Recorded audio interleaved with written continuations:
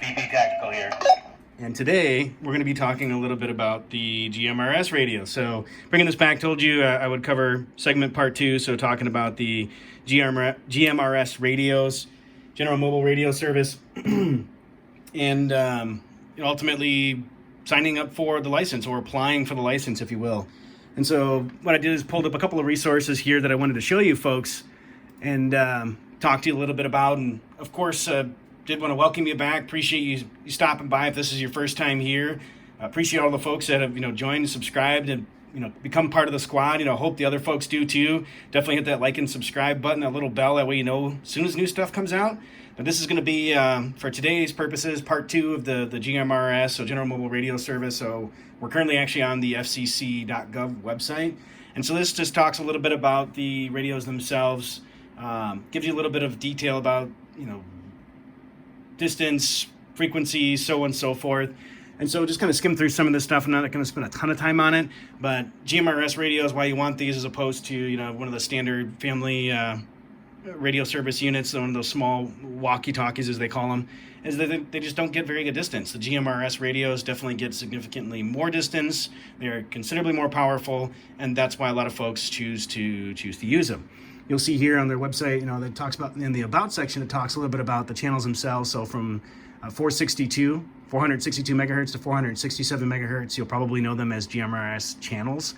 Channel 1, 2, 3, 4, 5. It's actually 1 through 30, but there's corresponding frequencies, and that's what a lot of folks might pick up with a Baofeng or a ham type radio. They may be able to tap into that connection and listen to it. Just the same as if you have FRS, somebody has FRS radios, they do overlap at some point. So just something to be aware of. But these things are absolutely phenomenal. And I did, again, kind of want to poke around through here a little bit. Talks a little bit about licensing. So this is cool. When you actually apply for the license, it's issued for a 10-year term. And it can also be renewed between 90 days prior to the expiration date and up to the actual expiration date of the license. After it expires, then you must request a new GMRS license.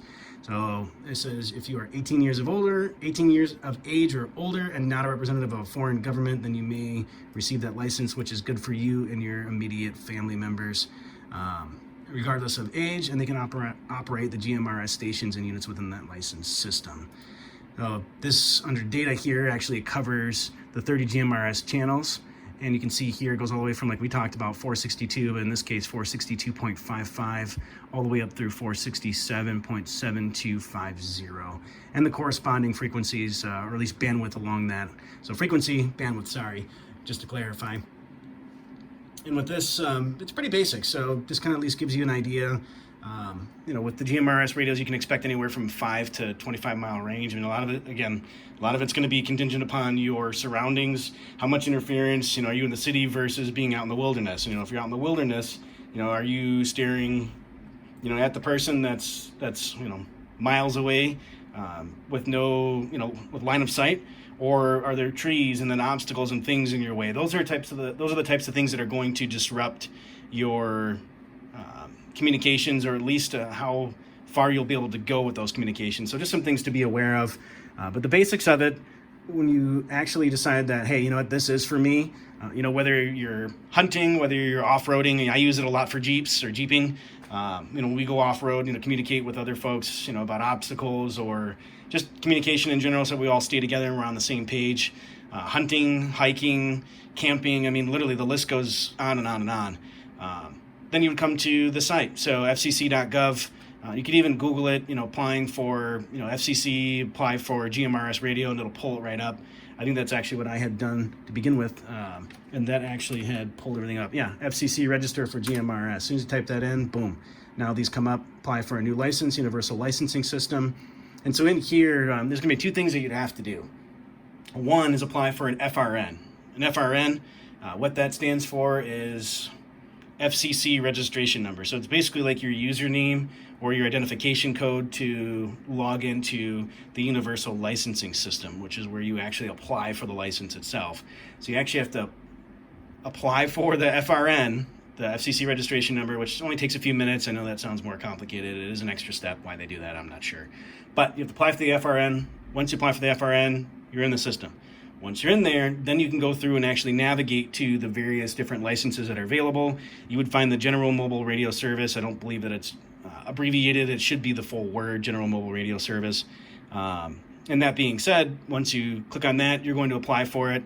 To my knowledge, I don't believe that they do it anymore for businesses. That's a thing of a past. So it would pretty much just be for individual, again, which would cover you and your household.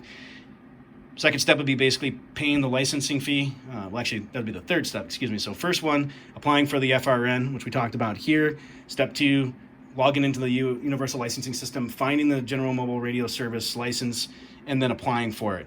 Once you apply for that, then you're going to pay the fee, which is $70, and that does last you, which we had covered on that other page, 10 years, 10-year term. It used to only be 5, so they recently changed that, so that's a huge plus. Once you pay that $70, you'll basically check back to that Universal Licensing System. I believe once you're in there, you can actually search by your information to actually find to see if a handle has been assigned to you. If you're not familiar with what that means, a handle is essentially like your unique code, kind of like like a social security number specifically for mobile radios, right? And so that's basically how someone would identify you. And you know, these days, not a lot of folks tend to use them, you know, by FCC standards. You're supposed to, you know, after, you know, longer communication or even a communication with somebody else maybe that you came across that you weren't part of your group, you would use your identification code, or AKA your handle. And that would be a combination of letters and numbers that you would call out after your transmission, or maybe possibly in the beginning. Just a quick tip, at least on that note.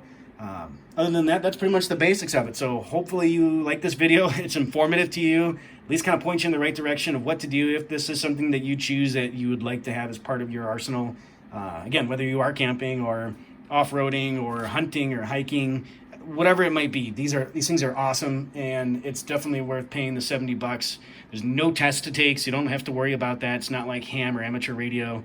And other than that, like I said, it's pretty basic, but definitely appreciate you stopping by, all the love and support that everyone gives me. It really does mean a lot. You know, again, this channel is pretty much, for the most part, self-funded. I know I say that, but I always like to reiterate to say that, hey, you know, I'm doing this on my own. I do it because I love to, and I like to share and educate other folks and just the camaraderie in general. So that really means a lot to me.